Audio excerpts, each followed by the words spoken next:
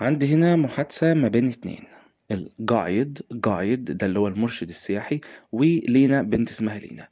بيتكلموا هنا عن صورة للقمر. بدأ الجايد بيقول لي This is a very interesting photo. هذه صورة رائعة جدا. Do you know؟ هل أنت تعرف what it is؟ ماذا هي؟ هل أنت عارف الصورة دي عن إيه؟ لينا ردت عليه قالت له It's the moon. عن القمر، إنه القمر. الجايد قال لها That's right. هذا صحيح. This is a photo of the moon. إنها صورة للقمر. But ولكن It's an unusual photo. ولكنها صورة غير عادية.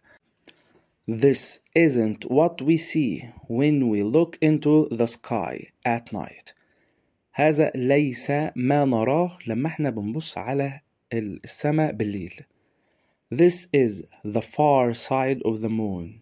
هذا يكون الجانب الآخر من القمر. ده الجنب التاني، مش الشكل الأمامي بتاع القمر، لا ده الجنب التاني.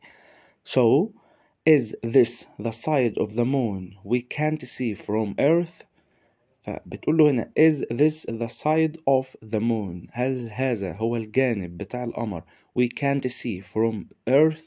اللي احنا ما نقدرش، لا نستطيع ان احنا نراه from Earth، من كوكب الأرض. رد عليها قال لها that's right. هذا صحيح. no one لا أحد had seen يعني ما شافش this side of the moon الجانب ده من القمر before 1959 قبل 1959. That's when the Russian spacecraft لما المركبة الفضائية بتاعت روسيا لونا 3 دي اسمها took the first photo. أخدت أول صورة of it للقمر. As soon as the photos were taken بمجرد إن الصور أخذت they appeared ظهروا in newspapers في الجرايد around the world حول العالم. The photos weren't very clear. الصور ما كانتش واضحة قوي. But ولكن everyone was very excited. كل الناس أو كل واحد شاف الصور دي كان متحمس جدا to see them إن هو يشوفهم. Then in 1965 في 1965 روسيا sent Zond 3 أرسلت مركبة تانية اسمها Zond 3 another spacecraft مركبة فضائية أخرى to orbit تدور the moon تدور حول المون القمر. It took 25 photos خدت 25 صورة and they were much clearer وكانوا أوضح. بعد كده سألته بتقول له Has anyone made a map of the moon؟ هل في شخص ما عمل خريطة للقمر؟ رد عليها وقال لها Good question.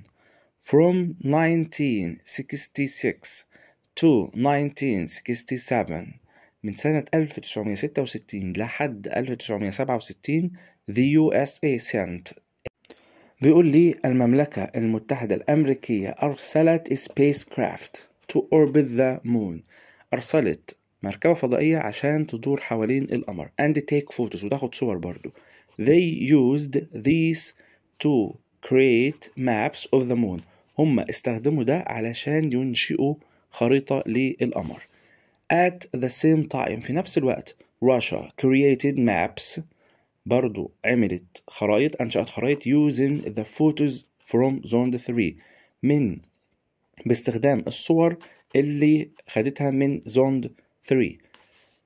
سألته سؤال بتقول له were all of the photos هل كانت كل الصور of the far side of the moon للجانب الآخر من القمر taken by spacecraft أخذت بواسطة المراكب بس؟ قال لا no.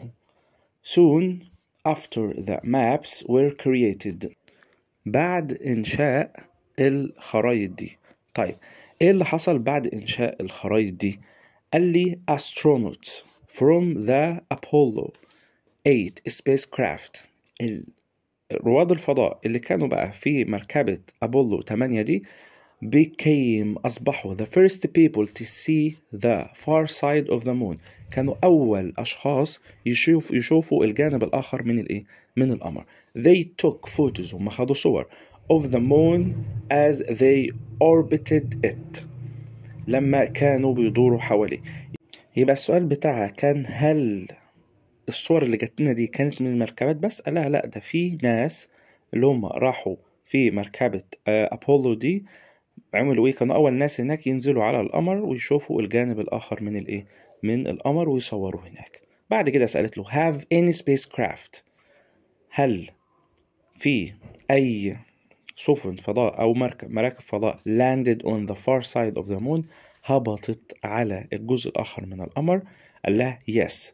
ناسا، وكالة ناسا sent a spacecraft، أرسلت مركبة to the far side of the moon، للجانب الآخر من القمر in 1962، في سنة 1962. but ولكن it broke، حطمت when it landed، أول ما نزلت على سطح القمر اتحطمت. a long time after this، بعد وقت طويل من هذا. in 2019، في سنة 2019 a Chinese spacecraft، مركبة فضائية صينية successfully نجحت landed في إن هي تهبط on the far side of the moon، تهبط على الجانب الآخر من القمر.